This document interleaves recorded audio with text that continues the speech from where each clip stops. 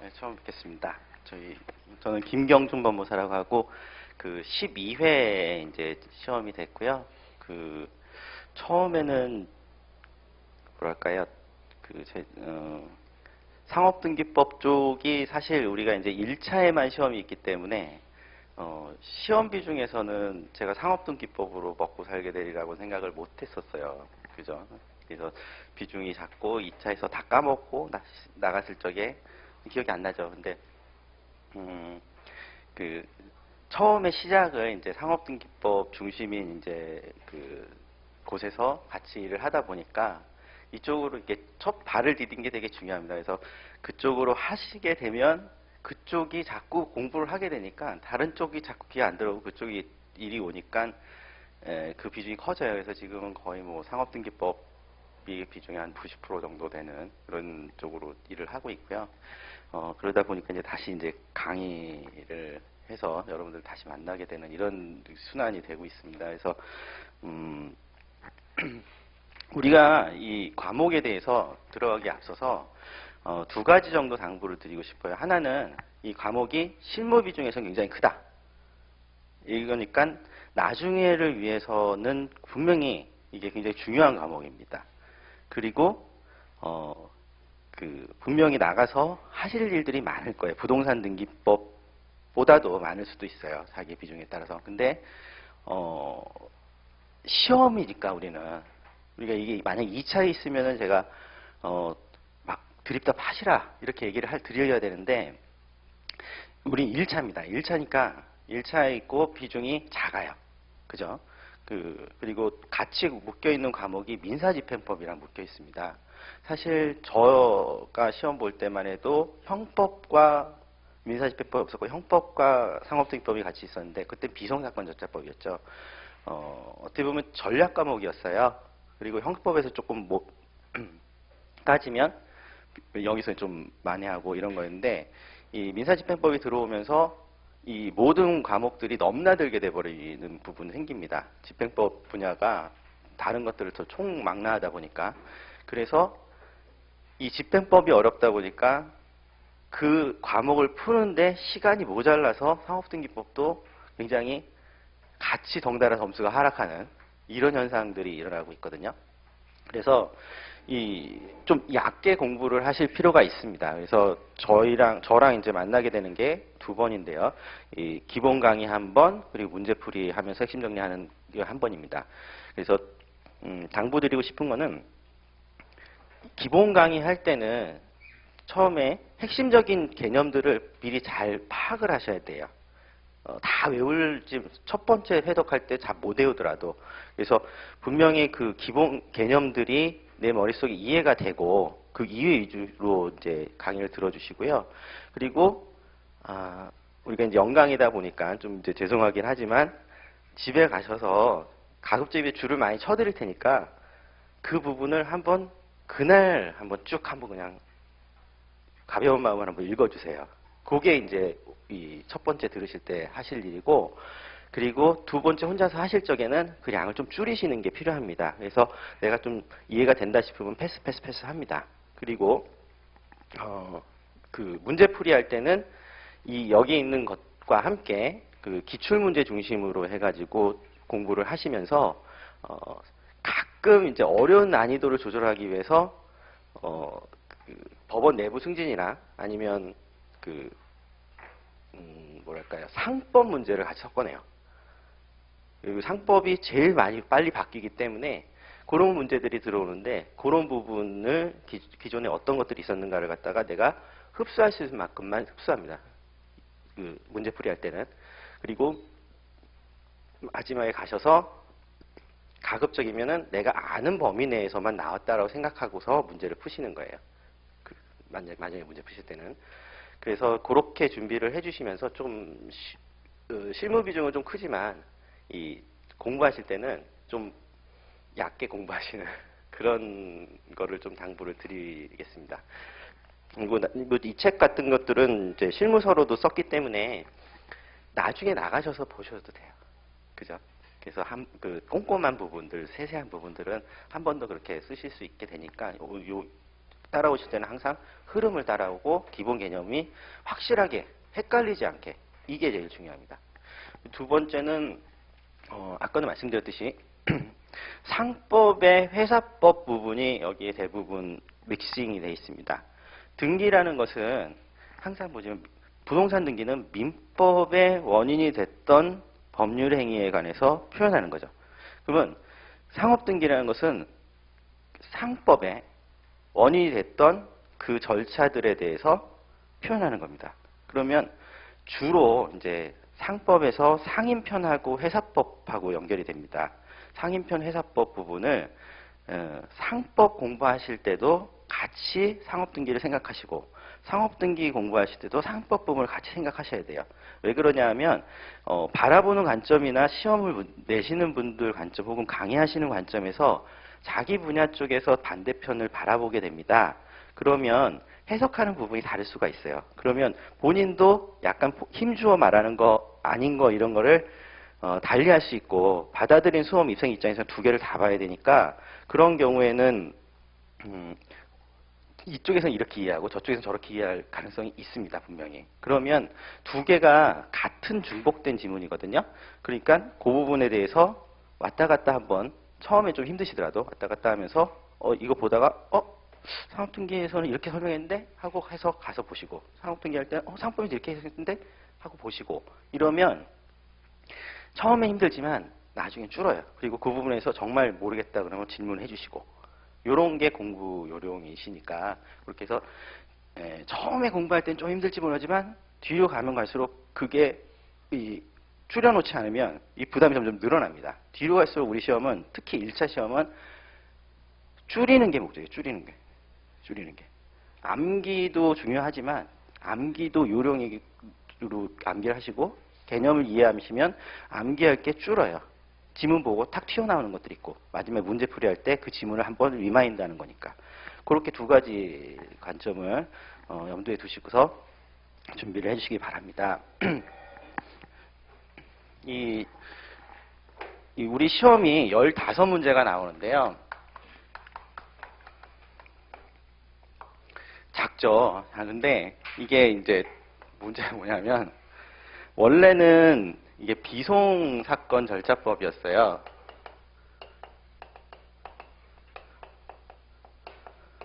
그렇죠? 비송사건 절차법이라는 부분이 없는데 이 비송이라고 하면은 사실은 소송이 아닌 부분이기 때문에 민사소송법하고 실제법 빼놓으면 다 비송입니다. 우리 공타법도 비송이고 부동산등기법도 비송이고 뭐 집행법은 소송 쪽이고요. 그리고 뭐 이제 가족관계도 비송이고 다 비송이에요. 그러니까 원래는 여기 다 들어있었던 거죠. 들어있었는데 여기서 이제 부동산등기법 빠지고 공탁 빠지고 뭐가 빠지나요? 가족관계 빠지고 옛날 호적인데 이런 식으로 다 빠져나갑니다. 다 빠져나가고 나면 이거하고 반대되는 거는 이제 실체법이 있고 여기 민법이나 상법 뭐 이런 것들이 있겠죠. 그리고 요거하고 또 반대되는 개념으로 절차법이긴 하지만은 민사집행법, 민사소송법, 형사소송은 안 한, 형소, 그 다음에 집행. 이런 식으로 들어가거든요. 그러니까 사실은 이 분야들이 굉장히 크죠. 큰데, 여기에 이제 상업등기법이 맨 마지막에 독립이 됐어요. 독립된 지 얼마 안 됐어요. 생각보다. 그래서 이렇게 등기법으로 독립이 되고 나니까 사실은 비송사건 절차법을 상업등기법만 하면 좋죠. 그 과목도 작은데. 근데 맨 마지막에 독립한 그 원죄로 인해서 비송사건 절차법 및 상업등기법이 한 과목으로 묶였습니다. 그러니까 과목 자체는 굉장히 큽니다. 그래서 그 책도 700페이지가 넘어요. 그러니까 이게 부담이 되실 수 있어요. 그래서 근데 어찌 보면 이 상업등기법을 제외한 비송사건 절차법은 법인 등기하고 과태료 뭐 이런 문제 있고 나머지 이제 비송에 관한 건데 실무에서는 상업등기법 많고 법인 등기 적고 조금 많고 과태료 사건은 뭐 그냥 여기 끼는 거니까. 그 다음에 나머지 비송 사건인데 나머지 비송 사건이 실제로 접할 경우가 되게 적습니다. 그러니까 중간에 나오겠지만 뭐 현물출자라든가 이런 몇 가지 빼놓고는 잘 없어요.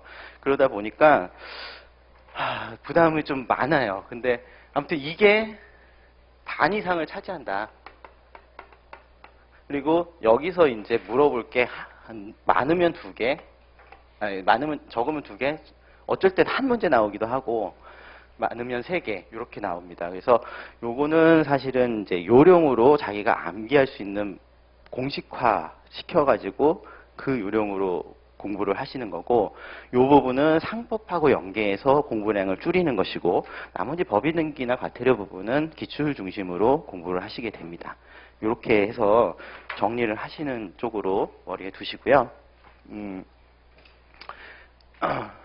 제가 강의를 진행을 하는 데 있어서는 우리가 이제 그 10번을 만나게 되죠. 10회가 되니까.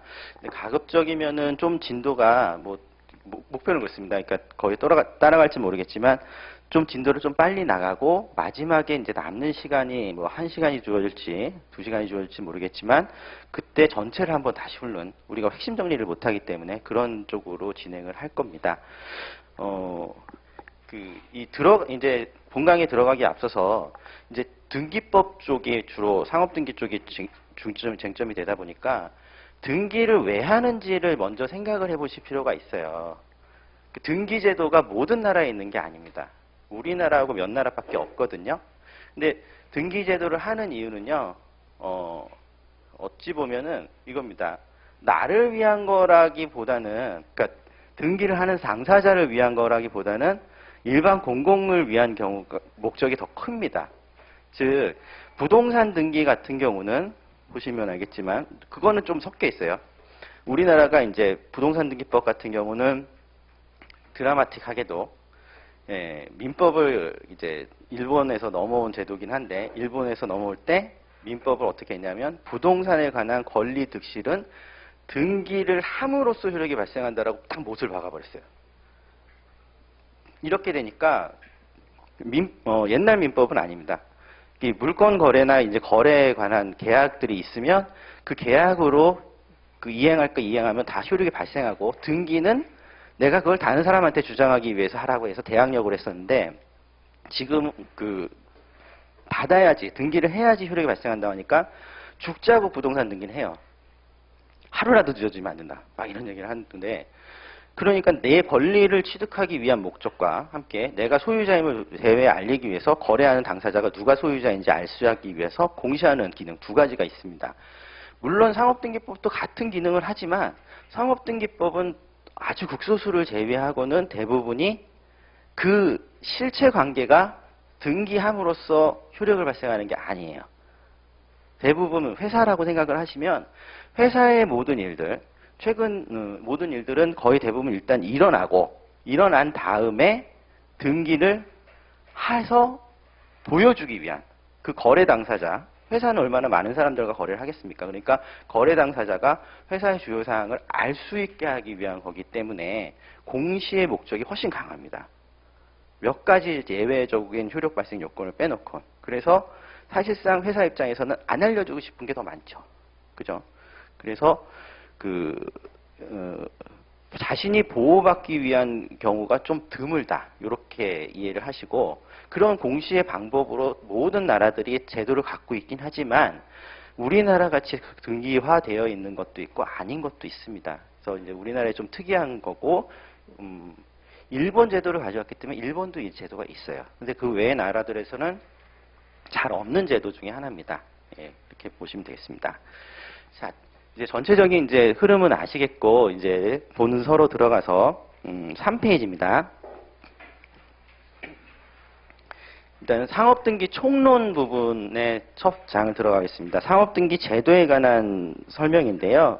이 제도의 필요성에 대해서는 간단한 건 그냥 줄만 치고 넘어가겠습니다. 제1절 총설, 상업등기 제도의 필요성에 대해서 줄 쳐놓으시고, 그 첫 번째 단락의 맨 마지막 줄 보시면 중간에 그 공시방법으로서 공시방법에만 줄 주세요.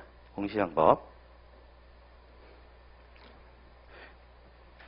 방금 설명드린 거죠. 왜 그러냐. 남이 보게 할 수 있기 위해서. 알려주기 위해서. 그 바로 밑에 예방적 기능. 그 두 가지입니다. 그래서 필요성은 공시방법으로서 보여주기 위한 것이 제일 크지만 예방적 기능이라는 것은 뭐냐면요. 이 등기를 누가 심사하는 거죠. 실체 관계를 갖다 그냥 기록하는 것이지만 자동 입력하면 그냥 넘어가는 것이 아니라 누군가 봐줘야 된답니다. 그게 이제 등기관이 하는 일인데 등기관이 이게 맞나 한번 보는 거예요.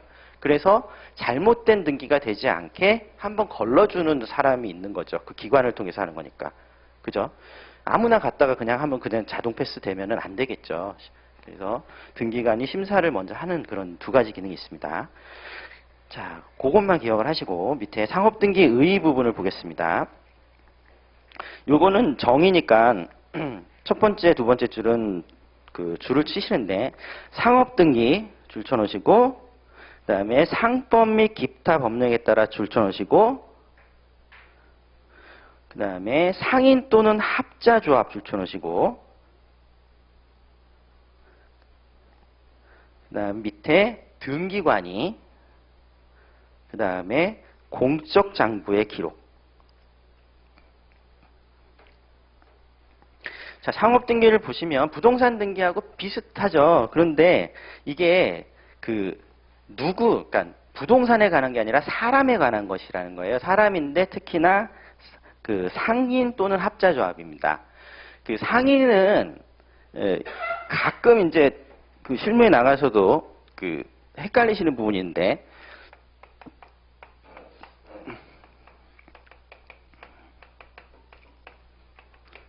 민법 얘기를 조금 먼저 하면 민법에 인개념이 있습니다. 인개념이 있는데 여기는 자연인과 법인으로 나뉘죠.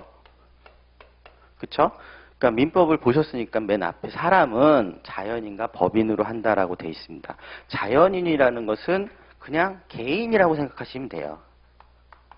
우리가 다 자연인이잖아요. 자연이 난 사람. 이런 것이 자연인데 법인은 법의 필요성에 의해서 인정해준 사람입니다. 그러다 보니까 실체가 눈에 보이진 않아요. 이 법인 중에 자, 이걸 개념을 하시면 자연인 중에 상인인 사람이 개인 상인이고요. 법인 중에 상인인 사람이 회사입니다. 법인 중에 민법에는 비영리 법인만 규정이 돼 있어요. 민법에. 그래서 법인 중에 상인에 관한 부분은 회사기 때문에 상법에 규정한다라고 되어 있고 민법은 법인의 기본적인 얼개인 비영리 법인으로서 사단법인, 재단법인을 두고 있죠. 엄밀히 따지면 재단은 그냥 재산에다가 사람이다 이렇게 얘기해 준 거고요. 그래서 사람이 이 돈이 재산이 사람이 된 거고 사단은 여러 사람이 모인 것이 것입니다. 어찌 보면 이 사단의 영리성을 띠는 게 회사라고 보시면 돼요. 그래서 뒤에 있는 총회라든가 이렇게 사원총회가 나중에 주식회사의 주주총회로 연결이 되거든요. 물론 이제 최근에는 이제 사단이라는 개념이 좀 약해진 게 1인 이상이어도 된다라고 했기 때문에 약해지긴 했지만 아무튼 시작은 이렇게 됐었다. 그래서 옛날에는 뭐 7인 이상 모여야 되고 뭐 이런 것들이 있었어요. 이런 부분이니까 이런 대응 개념이고 요것만 좀 애매한 겁니다. 뭐냐면 합자조합이라는 게 원래 없었던 제도인데 생기게 된 이유가 그러니까 민법 배우셨으니까 조합 아시죠? 동업이라고 생각하시면 돼요. 개인의 동업이라고 생각하시면 되는데 이 조합이라는 거에 대해서도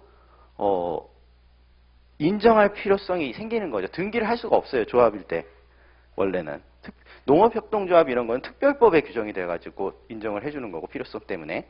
근데 합자조합이라는 거 인정한 거는요. 사실은 지금 저는 한 번도 보질 못했는데 이렇게 생각하시면 됩니다. 펀드라고 생각하시면 돼요. 그래서 무슨